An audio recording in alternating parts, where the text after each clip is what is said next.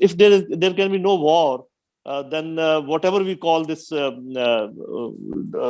this competition, but still the two parts or the two blocks would like to embarrass each other in one way or the other. If, let us say that whenever there's a competition, actually one side tries to. So I have an apprehension, and I want to share it with you, and then you will please respond. That whenever the big titans, they cannot clash directly with each other in whatever way. Now, I'm not saying that clash will be war. So they try to find out their allies or smaller countries appended with them, and they can then do something big to those small countries and then create an embarrassment for the bigger one. For example, what I am thinking is that if America willfully pushes Pakistan towards China, we have been trying our best to keep a balance, and but if they willfully pushes us towards China, and then with the help of India teaches us a lesson in whatever way, they can embarrass China indirectly. Same way China can do, if they do something with India. So what are the prospects of this thing happening? Because this directly impacts our region, your country and my country. You have raised some interesting points, and my response is this. First of all, what will happen in the competition? So a war is ruled out, but what is likely to happen is there could be a decoupling of supply chain, global supply chains, which again is not making sense to me, but a possibility exists that it is possible, because this is the way the two trajectories are going. Number two, what can happen is that the cyberspace, the internet again could be divided. This possibility also exists. We are looking at an entirely different, we are actually living in very interesting times. True. These are those times when the world has never seen all this happening. You see? Now, coming to the question of America trying to push Pakistan, there is a very interesting comment which was made yesterday in Delhi by the US Deputy Secretary of State Sherman, who is now in Pakistan, I think. Right. She made it very clear that we cannot go back to the old relationship of dehyphenated relationship with India and Pakistan, because our requirement with the two countries are entirely different. So, as far as the Americans are concerned, Pakistan is already in the, I don't want to use the word camps. Camp, talks about some military, whatever. So basically, when you are a key player in the BRI and you have a CPEC, which is the flagship of BRI, then you are one of the very important countries for the Chinese. So there's no question of pushing. This could be the reason that Biden has still not spoken with Imran Khan. You see, could be one of the reasons that, look, what is the point? Our interest in Pakistan are very narrow. It's counter-terrorism, it's Afghanistan, they're very narrow interest. But their interest with India will determine basically the future of the Indian Ocean region. So this is where I always I'm apprehensive about what will happen, because the Chinese are already supposedly occupying area in Ladakh. You see, so, but this is a subject we can talk another day. It's a very comprehensive subject. So the long and short is we will be seeing very different outcomes because of this global competition. It will not be proxy wars and this. It will be because as far as the Chinese are concerned, they are not joining issues. Chinese are putting a lot of money in their military power. They are creating, they are getting into the robotization of war. They are preparing deterrence. They are preparing a credible deterrence so that the Americans are not tempted to go to war with them, period. This is the way I see it. Right. Quite plausible. And in your opinion, the way things are going as far as Quad is developing and whatever has happened in Afghanistan and even elsewhere, In your opinion, the relationship between the two neighbors, India and Pakistan, they are likely to further antagonize, and the animosity will further deepen, or it could be the other way, if we look at all the developments which you and me have been talking about. My personal thinking is, and I'll tell you why I say that. See, when you make foreign policy, when you make military plans, it is very different from when we talk strategy. Why it is different is because strategy provides you the bridge between the political thinking, the political policy of a country, and the military plans of a country. The bridge is provided by a strategy. How do you bridge the two things? Making a military plan is easy. I mean, you have a format, you make a military plan according to that. Right. These are my war appreciation and this and that. But making a strategy is very difficult. If India was to sit back and think about strategy, because after all, what does India want? India wants prosperity for its own people. And I believe that prosperity is not possible without peace with Pakistan, period. It is not possible. If India wants prosperity, India has to make peace with Pakistan. We have to start talking, and we have to start talking all issues. All issues have to be True. on table. There is no way. Otherwise, you see, India can keep talking about that we are in touch with America, but without, your neighborhood is about Pakistan, essentially. That is what it is. You have to make peace. So this is my thinking on the subject. I think this, and let me complete the other half, that even the Pakistan cannot prosper without talking to India and resolving our issues. Tawqir Saab, anybody else who wants to ask anything from Pravin Saab? Ji, Tawqir Saab. Sir, I have received the questions from the panel. I think Tawqir Saab. Pehle Tawqir Saab has raised his hand. Let him first ask. Ji, Tawqir Saab, your mic is muted. Ji, thank you very much, General Lodhi. Actually, my simple and innocent question was that what is the objective of this quad? But I think it had been answered very professionally. My opinion is that if you,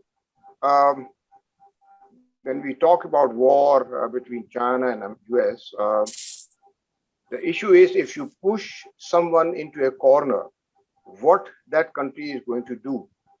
Is he going to sit down and see what's going to happen with them? And secondly, I think whoever has a power in space technology and laser technology will have the superiority in the future. So I think I will a bit disagree about the war. I think Americans will provoke China towards a war, maybe in 10, 15 or 20 years. What will be the end? That we never know. So that my question was that how about the space technology and why Americans have established a space force? What is the purpose of space force? Thank you. You see, let us agree to disagree on the first point. But having said that, let me say that you actually have made a good point, and you are correct to an extent, but in a different way. This is what I have discussed in my book. So I would like to talk here. Coming to space. You see, space, let's get that very correct. China today has the second largest satellites in orbit. It has more satellites than Russia. Second largest in the world. Not only that, in 5 key areas. What are these areas? Earth remote sensing architecture, global navigation system BeiDou, human space program. They have established this year a space station, robotic exploration program, and counter space program. They are there in all these 5 areas. What this means is that the belief is, since the first Gulf War of 1991, that this is the PLA belief that if you want supremacy on land, terrestrial supremacy requires space supremacy. I would say that this argument today is not 100% correct, because other domains also have come in which will contribute. But yes, let's not underwrite the importance of space. And this is precisely why in 2018, the Americans created the fifth service, the Space Force, after the Land, Air, Sea, Marines, and now the Space Force. So you're absolutely right in saying this about the importance of space. I agree with you. Thank you. Thank you. Hamad, now you can bring those questions which we have received from elsewhere. Questions from our panelists. That first question is about Mr. Pravin. First question is about the Trump's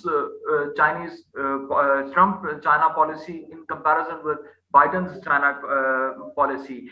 Our panelist is saying that in her opinion, Trump was more clear about China containment policy than Biden. What are your views on that?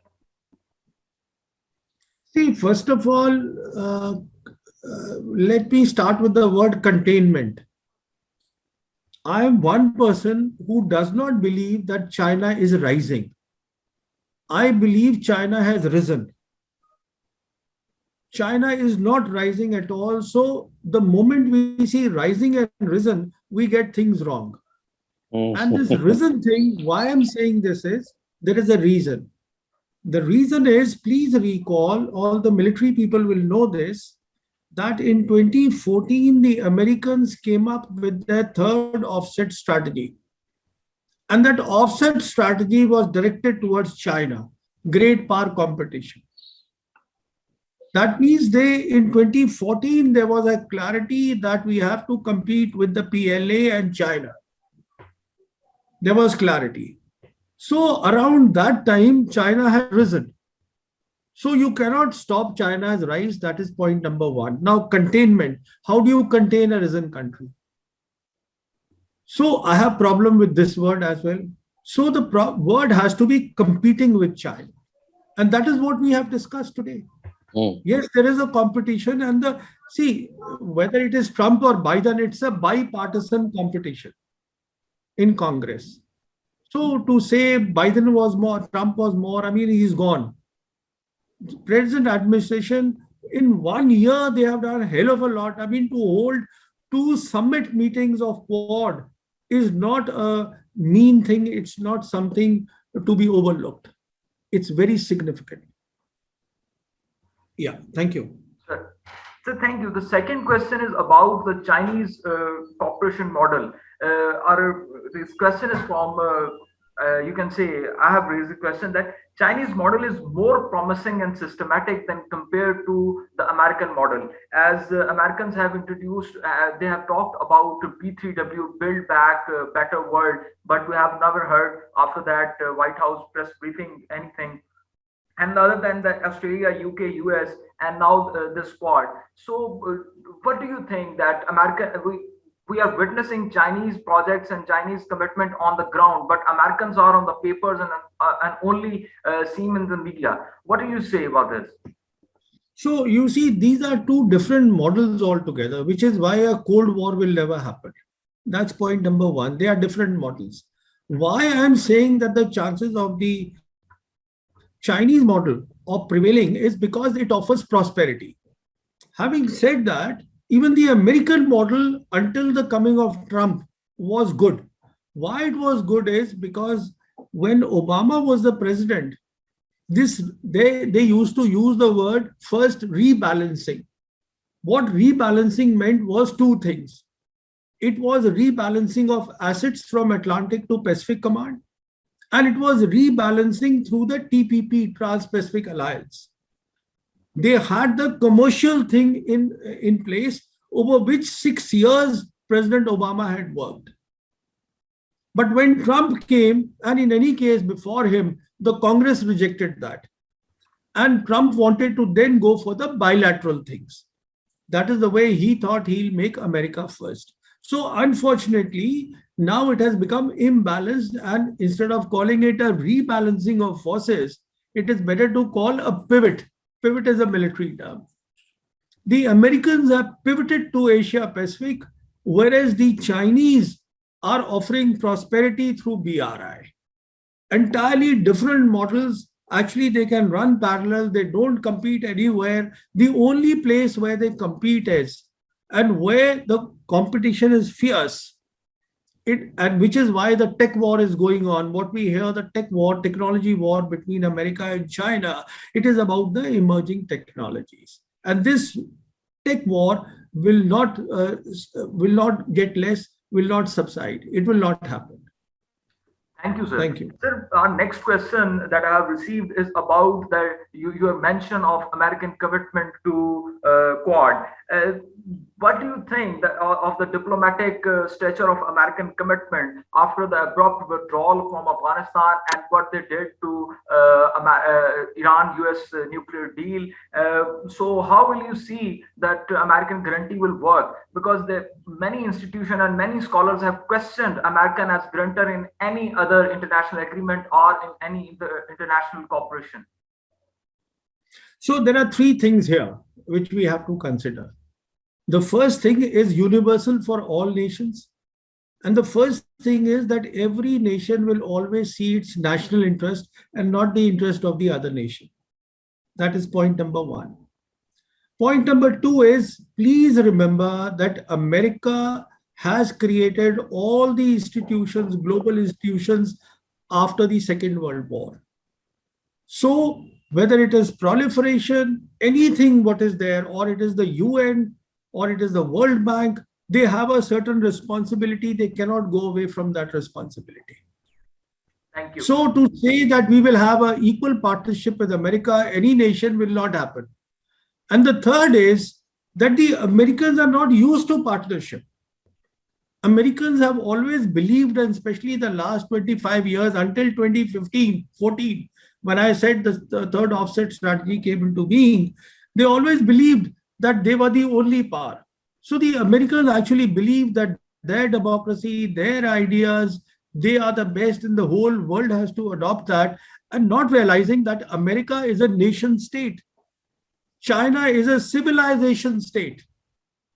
China is not a nation. China is a civilization. It will have something entirely different which the Americans cannot have. Thank you. I will just add a sentence about the reliability of Americans. And there's a difference. One is that America giving undertakings to help others, and here it is others coming to join America. So there's a lot of difference. So this reliability factor doesn't come in as far as things like Quad and AUKUS are concerned, because they are being driven by America itself.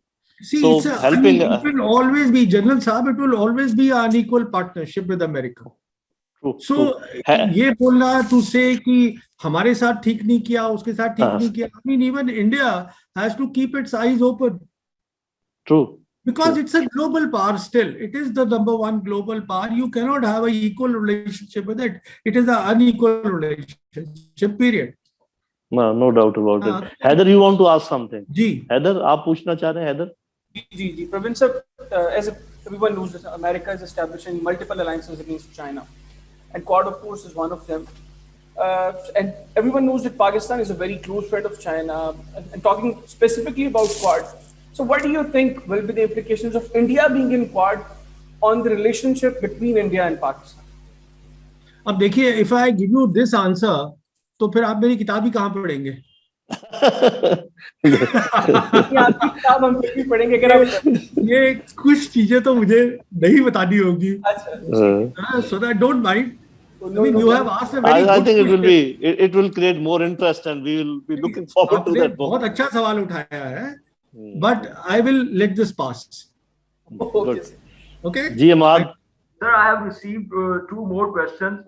One is okay. Let these be the last two questions. Okay. Sir, okay, sir. Okay. The feasibility of Russia, China, Iran, Pakistan working together against the Quad, because they aren't talking with each other.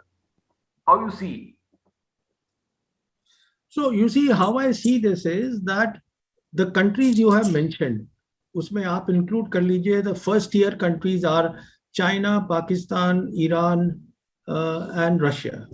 उसके बाद central Asian republics है, उसमें Turkey भी डाल लीजिए, वो भी है. So they're not competing with America. They are basically, they see their national interest in working together. That is their national interest. It's in their national interest. And everybody realizes, देखिए, what is happening is, which we have to always, when we do our assessment or when I do my assessment, I always keep this in mind. And what I keep in mind is that there are today only 3 geostrategic players in the world. By geostrategic, what it means is that a nation which has the political will and the capability to operate beyond its geographical territory.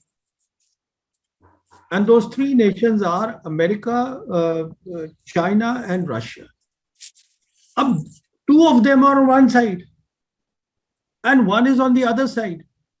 So, अब probability देख लीजिए ना, for all the talk, the Americans may say that, look, we are preparing against Russia and China. I mean, it's nonsense. How do you take on Russia and China militarily? It's not possible. You see, one is an economic superpower, plus it is now becoming a superpower in the emerging technologies of war. And the other, as far as nuclear weapons is concerned, is a competitor. So this is where the things go in the realm of, complete nonsense. I'm sure some Pentagon people in the Pentagon must be seized of this, but unfortunately, this is the way they talk.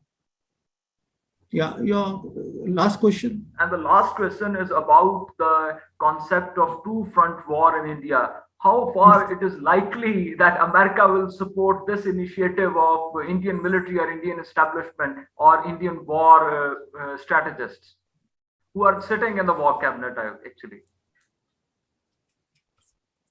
You see, I would have given a 1-hour talk on this, but अभी आपके channel पे नहीं दूंगा वो. I've heard you. I think you've written also a lot. No, I've done videos also on this. Right. I've done videos also on this. You see, because I want कि जो आपका channel है, it should be there for broader distribution. True. वो maximum लोगों तक पहुंच जाए. हाँ? तो I will skip this question. Please don't mind. Thank you, sir. Yeah, I think we appreciate that. क्योंकि और कोई बहुत कोई ऐसा बहुत जरूरी सवाल तो नहीं है. No, sir. I think we have covered everything. जो questions आए हैं, we have covered them. जी तौकीर साहब आप कोई बात करना चाह रहे हैं जी please. Just one comment, nothing to do, I think, with war. Just a comment, okay. Just a comment. I personally think, and I've been writing, as you know, as well, that Americans have retreated from Afghanistan, but they are not defeated. So their interest is here, and they will use also Quad for this region as well. This is my comment. Okay, thank you very much. So, Mr. Pravin Sawhney, thank you so much. I mean, we are delighted to have you with us, and we are not extending the session because we want you to be with us again. We don't want to scare you. That we don't want to tire you. So actually, the level of intellect that we have seen today, we are very happy that we selected you to be the first speaker as far as our strategic series are concerned. I hope and I wish that you will be coming to us again also whenever and we'll give you more topics. It's good. I think the South Asia is lucky to have you here because your thought is not only it covers a very high level of understanding as far as nature of war and character of war and strategy and all these things. It can also bring the two peoples together because if this thinking prevails and transcends in the leadership of the two countries, they would also like to understand the futility of the type of war for which we are preparing. So thank you very much. It was a great pleasure, and we look forward to. I have one comment to make. Last comment, if you allow. Please. If you allow me, please. My last comment is, I genuinely want India and Pakistan relations to improve. I genuinely want peace. I want to interact with more and more people, with more and more think tanks, with more and more, people, peace-loving people in Pakistan. I want to travel to Pakistan. I want to do all these things because I feel this is about prosperity of India. I have my national interest in mind. So I'm delighted. It's been my good fortune to have been invited here at your forum. And I'm very happy for your kind words. Thank you very much. Thank you very much. And don't be surprised if you get an invitation from National Defense University of Pakistan. Thank you very much. See you. Thank you very much. Bye-bye.